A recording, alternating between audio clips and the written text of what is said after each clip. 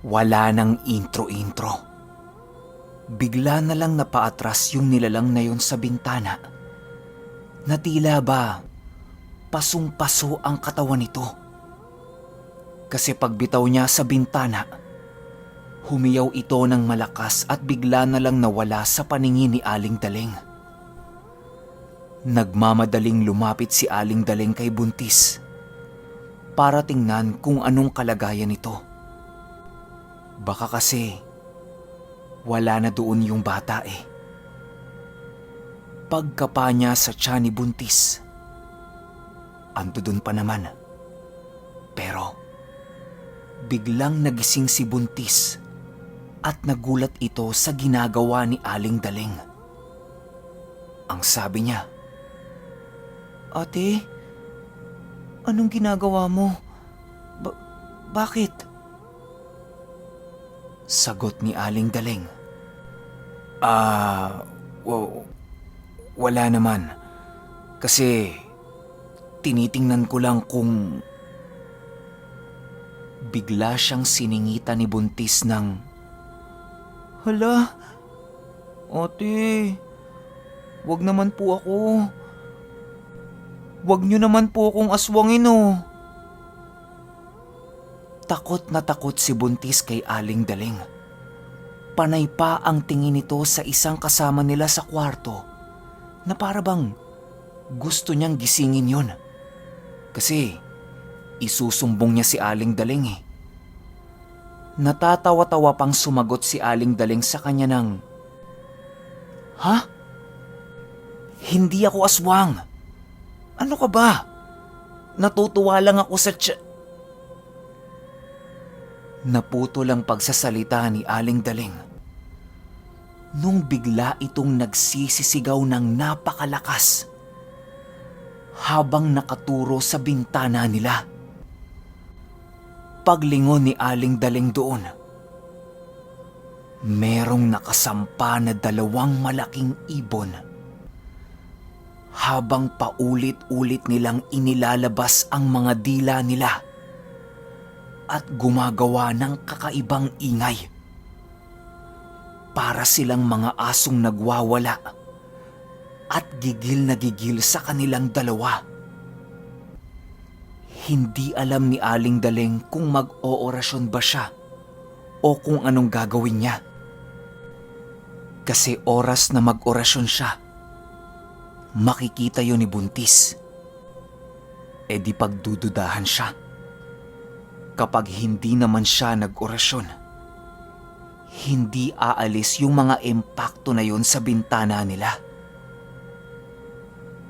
Habang nag-iisip si Aling Daleng, mabuti na lang hinimatay itong si Buntis dahil sa takot. Kasi kung hindi, hindi talaga siya makakakilos. Kaya ang ginawa niya, karga ng dasal sa kanan, karga ng dasal sa kaliwa. Sabay inihagis niya yon doon sa 2 impaktong nasa bintana. Ayun, talsik. Pero kahit tumalsik yun at wala na, hindi pa rin kampante si Aling Daleng sa sitwasyon niya. Dahil nararamdaman niya na meron pang natitirang 2. Hindi niya lang alam kung kailan yun aatake o kung saan yun nagtatago. Nakiramdam si Aling Daleng sa kwarto nila habang hinihimas-himas niya si Buntis. Pero kasabay ng paghimas niya, may mga iba't ibang usal na din siyang ginagawa dito para hindi na siya malapitan. Pansamantala lang yun. Hindi din magtatagal. Kaya sa mga darating na gabi, kailangan niyang tutukan itong si Buntis. Maya-maya pa, bumangon bigla yung isang kasama nila sa kwarto. Kakamot-kamot pa ng mata yun habang tinitingnan si Aling Daleng. Nang magtanong ito ng, Ate, anong oras na? Naalimpungatan ako sa panaginip ko eh. Sumagot si Aling Daling ng kaswal lang. Ang sabi niya, 2:00 o 3:00 na ng madaling araw yon. Tanong nito sa kanya, bakit gising ka pa ate? At saka, bakit katabi mo yan si Buntis? Sinabi na lang ni Aling Daling na binabangungot yun, kaya ginising niya. Pero pinapatulog na niya ulit. Akala ni Aling Daling matutulog na kaagad yung nagising pero hindi. Nagkwento ito tungkol sa panaginip niya. Ayon dito, nasa masukal siya na gubat at maraming humahabol sa kanya na iba't ibang hayop. Meron na lang isang lalaki ang biglang humila sa kanya at itinago siya sa isang malaking puno. Tinitingnan niya yung mukha ng lalaki pero hindi niya maaninag ang itsura nito kasi madilim. Nang may sabihin ito sa kanya na 2, matanda, itim, patay, gamot. Meron pang sinabi sa kanya yung lalaki pero hindi na niya matandaan. Yan lang yung mga naaalala niya. Mahaba pa sana. Tumigil si Aling Daling sa ginagawa niya at lumipat ito ng higaan. Lumipat siya doon sa nagkukwento at pinipilit niya itong alalahanin yung itsura ng lalaki. Maski boses, amoy, o kahit anong pwede niyang maalala. Medyo nawiwirduhan yung kasama nila sa kwarto sa inaasta ni Aling Daling. Kasi bakit ganun siya ka-concern sa panaginip niya? Nagkwento lang naman to. Tinanong niya ulit si Aling Daling ng, ate, bakit? Masama ba yung panaginip ko? Ano bang mangyayari? Ang sabi sa kanya ni Aling Daling, hindi naman masama yung panaginip niya. Gusto niya lang hulaan kung ano yon. Kaya siya interesado. Huminga ng malalim yung babae at pilit na inaalala yung humila sa kanyang lalaki sa panaginip niya. Ilang segundo ang lumipas. Ang tanging naalala niya lang, parang amoy sunog yun. Tapos may magaspang tsaka malaking kamay. Kahit anong pilit niyang alalahanin pa yung ibang bagay, wala na talaga eh. Ang sabi ni Aling Daling sa kanya, sapat na yun. Matulog na siya ulit. At maaga pa sila bukas. Ang sabi niya kay Aling Daling, iihi na muna siya sa ibaba. Paglabas nito ng kwarto, iniisip ni Aling Daling yung pagkakakonekta ng mga nangyayari. Malaki ang posibilidad na sa taong yon pinadaan nung itim na espiritu niya yung mensahe na galing kay Ricky. Gawa ng naudlot itong iparating yon sa kanya.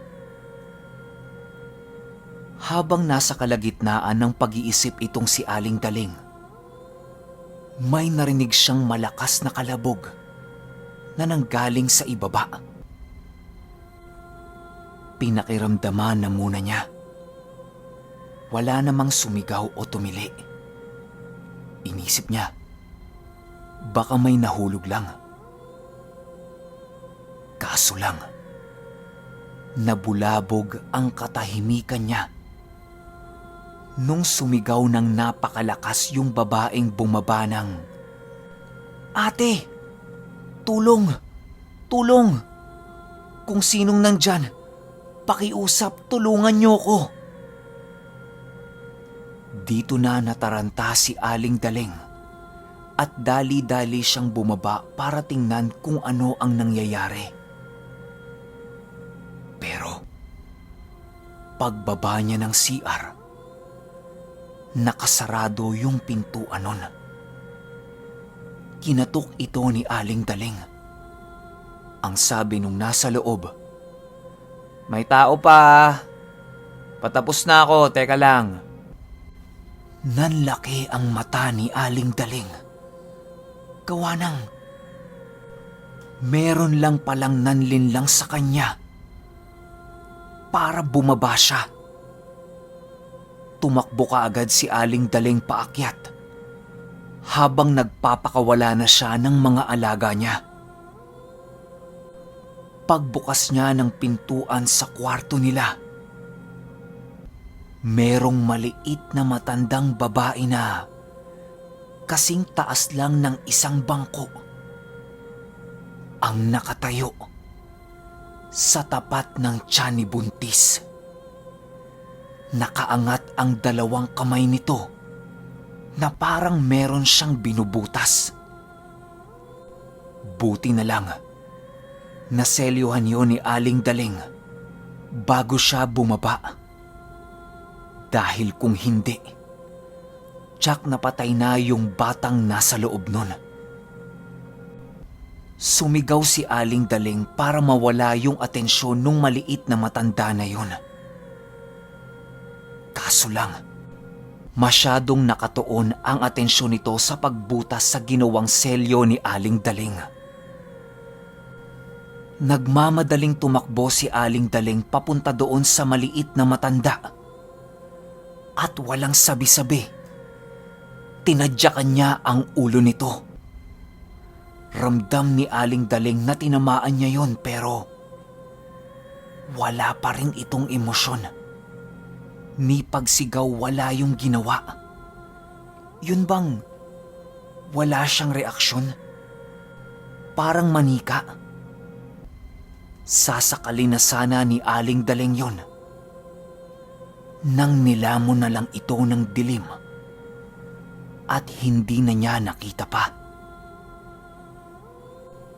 Matapos yan, umuungol-ungol si Buntis habang nakahawak sa tiyan niya.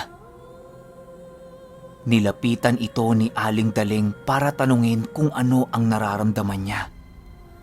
Paulit-ulit na nagsasalita si Buntis ng, "Masakit. Ate, ang sakit ng tiyan ko." Pag-akyat nung isang kasama nila sa kwarto, nakita niya na parang ang binabangungot si Buntis. Kaya ang ginawa nito, binuksan niya kaagad yung ilaw sa kwarto.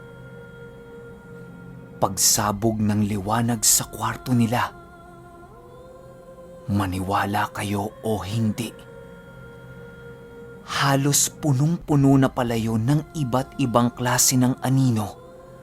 Gawa ng nakita ni Aling Daling na nagpulasan yung mga yun nung biglang nagkaroon ng liwanag. Pero alam niya na ilan sa mga anino na yun ay mga alaga niya. Medyo mahirap kasing malaman kung sino ang kakampi mo at kalaban mo kapag kaliwa din ang gamit mo. Dahil yang mga yan ay pare-parehong nagtatago sa dilim. Sinabi naman sa akin niya ni Tita Daling, kaya ayos lang na sabihin ko sa inyo.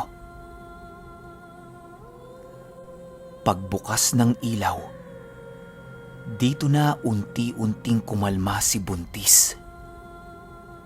Sa isip-isip ni Aling Daling, alam naman niya na liwanag talaga ang pangontra sa mga yon. Kaso lang, kapag may liwanag, maski mga alaga niya ay hindi na din niya makakausap. Gawa ng takot din sa liwanag ang mga ito. Kaya nga, palaging patay ang ilaw kapag may isinasagawa siyang ritual, di ba? Para sa kapakanan ni Buntis, hinayaan na lang niyang bukas ang ilaw kahit nung natulog na sila. Kinaumagahan, habang nagtitinda sila, tinanong ni Buntis si Aling Daling kung anong nangyari kagabi. Para kasing naaalimpungatan siya. Tapos, ang dami-daming tao sa loob ng kwarto nila. Hindi lang niya matuloy yung gising niya kasi nga, antok na antok siya nun eh. Ang sabi sa kanya ni Aling Daling, binabangungot siya kaya medyo napuyat siya sa pagbabantay sa kanya. Normal naman siguro yun sa mga buntis, di ba? Nung narinig ito ni Buntis, nagpasalamat siya kay Aling Daling. Buong araw pinag-iisipan ni Aling Daling yung panaginip nung isang kasama nila sa kwarto. Kailangan meron siyang gawin. Kailangan malagyan niya ng mas matibay na selyo yung kwarto nila. O ang mas dapat, yung buong bahay nila. Kung papansinin niyo kasi yung takbo ng kwento, nagawa ng makapasok ng mga nilalang na ito sa loob ng bahay nila. At ang pinakasala rin dyan, si Itang. Medyo mahihirapan si Aling Daling na basagin yon. Kasi nga, meron ng pagkukumbidang naganap sa bahay. Kasi 'di ba, nagawang papasukin ni Itang yung mga kasamahan niya doon. Paulit-ulit lang makakapasok at manggugulo yung mga yun kung walang gagawing paraan si Aling Daling. Grabe 'di ba? Ang bigat-bigat na nung pasan-pasang responsibilidad ni Aling Daling. Kinausap niya lahat ng tao sa bahay nila at nagsabi siya na kailangan nilang magpausok ng insenso. Sandaling-sandali lang naman yon. At saka, tiisin na lang din nila yung amoy. Lahat naman yon sumang-ayon sa kanya. Siya kasi yung pinaka-leader doon eh. Pagsapit ng hating gabi, kahit sukang-suka at bahong-baho siya sa amoy ng insenso, no choice siya. Kailangan niyang gawin yon para mabura yung ginawang marka ni Itang. At saka, magsasakripisyo rin siya ng ilang mga alaga niya para sa prosesong yon. Pero, yung mga mahihinang uri lang yung mawawala sa kanya. Yung matataas na alaga niya, hindi naman iindahin yung insenso na yon. Maliban na lang kung may halong dasal na galing sa kanan. Ibang usapan na yon. Habang nagpapausok ng insenso si Aling Daling, nakikita niyang isa-isang nag-aalisan yung parang mga insektong nakadikit sa pader ng bahay nila. Tinuturo niya yon sa mga kasama niya sa bahay, pero wala silang nakikita. Kaya lahat ng nakikita ni Aling Daling, hindi na lang niya binabanggit. Sobra na palang daming pesteng nakatira sa bahay nila. Mabuti na lang, naisipan niyang gawin yung insenso na yun. Matapos niyang magpausok. Okay, gaya ng pangako ko sa inyo, maagang upload ngayong araw.